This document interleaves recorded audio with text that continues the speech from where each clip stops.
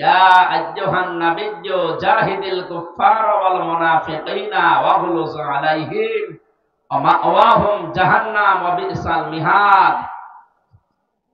আল্লাহ তাআলা বলেন, হে রাসূল, হে নবী, আপনি যথাযথভাবে সংগ্রাম করেন, লড়াই চালিয়ে যান মুনাফিক এবং কাফেরদের বিরুদ্ধে। কাফের এই দেশে ছিল, আমরা অনেকে টের পেয়েছি, জানিও। মুনাফিক যে ছিল আমরা অনেকে ধরতে পারতাম না। মুনাফিকের সম্পর্ক তো অন্তরের সাথে, এটা তো আর প্রকাশ পায় না। কিন্তু অনেকে এখন মুনাফিকের যে আচরণ গুলো সেগুলো প্রকাশ করে দিচ্ছে। নবীজি জানিয়েছেন, মুনাফিকের জাত পাওয়া যাবে ওই লোকটার ভেতরে যে কথা বললে মিথ্যা কথা বলে, কারোর সাথে ওয়াদা করলে ভঙ্গ করে, আমানত কিছু রাখলে খিয়ানত করে, আর কারো সাথে যদি একটু ঝগড়া হয় আগে গালি দেয়।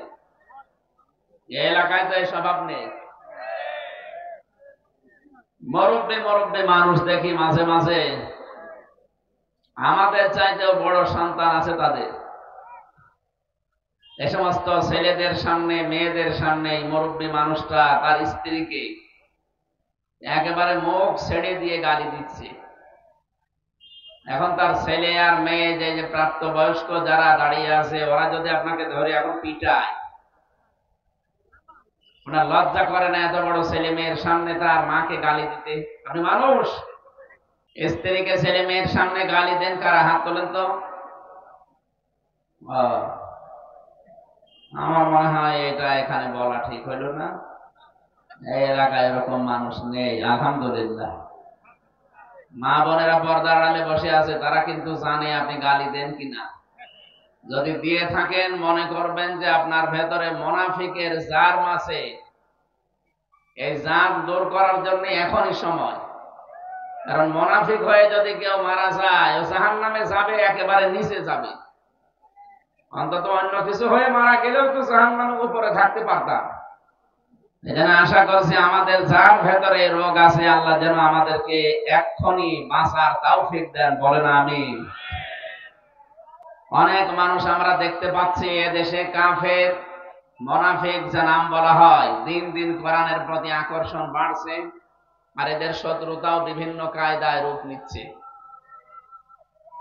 আল্লাহ পাক জানিয়েছেন, ইযা জাআ নাসরুল্লাহি ওয়াল ফাত وَرَأَيْتَ النَّاسَ يَدْخُلُونَ فِي دِينِ اللَّهِ أَفْوَاجًا। যখন আসবে আল্লাহর সাহায্য, তখন আপনি বিজয় দেখতে পাবেন। এই 54 বছর চলছে এই দেশটা স্বাধীন হওয়া, আল্লাহর সাহায্য আমরা পাইনি, এজন্য বিজয়ও দেখতে পাইনি। জুলুমের মাত্রা যখন একেবারে পরিপূর্ণ হয়ে গেছে, আল্লাহ তখন মনে হয় সাহায্য পাঠিয়েছে, আর আমরা বিজয়ও হালকা পাতলা দেখতে পেয়েছি। বিজয় যদি কোনো এলাকায় ইসলামের হয়, তার ভেতরে অন্যতম নিদর্শন এই, আপনি বুঝবেন যে এইটা পেলে বিজয় আসতেছে। ওয়ারাআইতান নাসা ইয়াদখুলুনা ফি দীনিল্লাহি আফওয়াজা, দলে দলে পালে পালে মানুষ ইসলামে প্রবেশ করবে। প্রশ্ন আসতে পারে, এতদিন ইসলামে ছিল না? আরে ভাই, নামে ছিল। 96% মুসলমান এদেশে, আমরা অনেকে নামে আছি। কিসে আছি? নামে। ওই মুসলমানি দেওয়া আছে শুধু, অথবা আদমশুমারিতে আছে, ভোটার আইডি কার্ডে আছে, এই এতটুকু পর্যন্ত ছিল। কিন্তু ইসলাম বুঝে, ইসলাম বোঝার পরে মানুষ ইসলামে দলে দলে পালে পালে আসে, এই নিদর্শন এই 54 বছরে আমরা পাইনি। এখন যেটা দেখতে পাচ্ছি,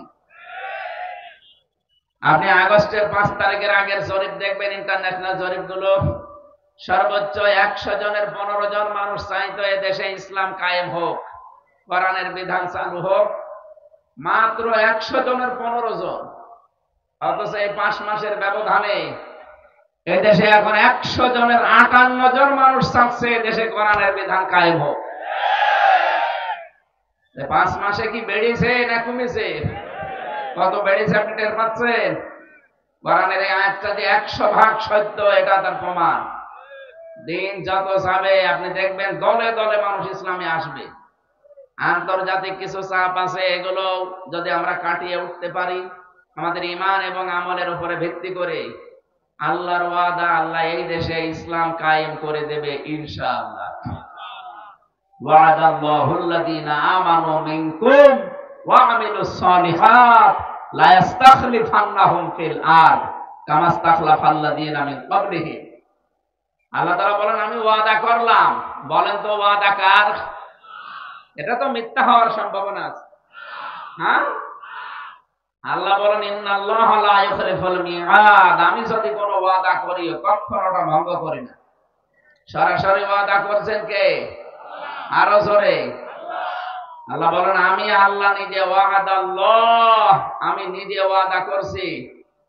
আল্লাযীনা আমানু মিনকুম, তোমাদের ভেতরে যারা ঈমান আনবে, ওয়া আমিলুস সালিহাত, আর এই দাবি অনুযায়ী যারা আমলে সালেহ নেক কাজ করবে।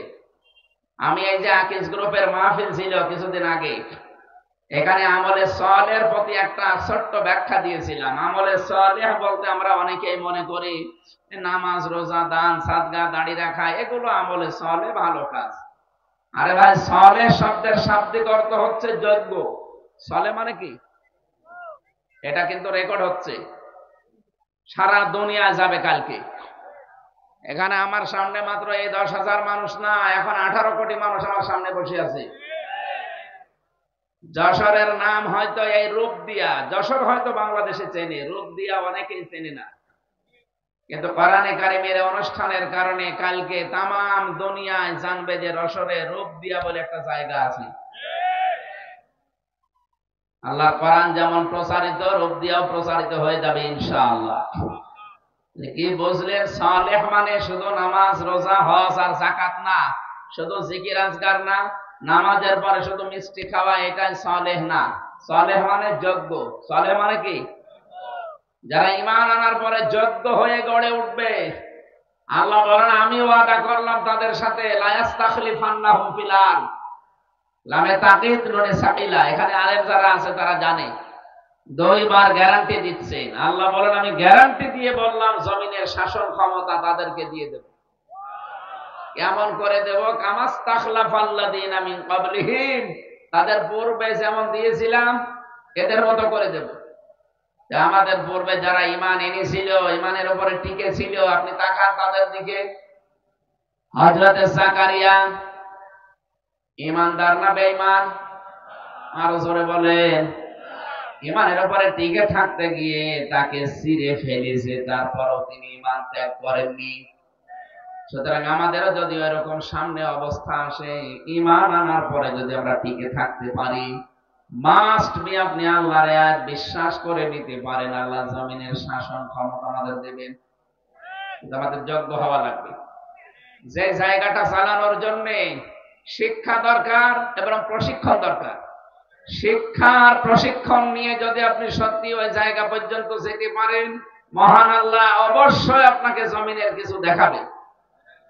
৫৪ বছরে আমরা হয়তো শিক্ষা বিভিন্ন জায়গায় বিভিন্ন রকম পেয়েছি, কিন্তু প্রশিক্ষণ নিয়ে যোগ্যতা সম্পন্ন আমরা অনেকে হতে পারিনি। এই জন্য আল্লাহ জমিনের শাসন ক্ষমতা আমাদের দেয়। কথা বোঝা যাচ্ছে? আল্লাহর ওয়াদা সত্য হবে ওই সময় যখন আমাদের ঈমানের দাবি অনুযায়ী আমরা যোগ্য হব।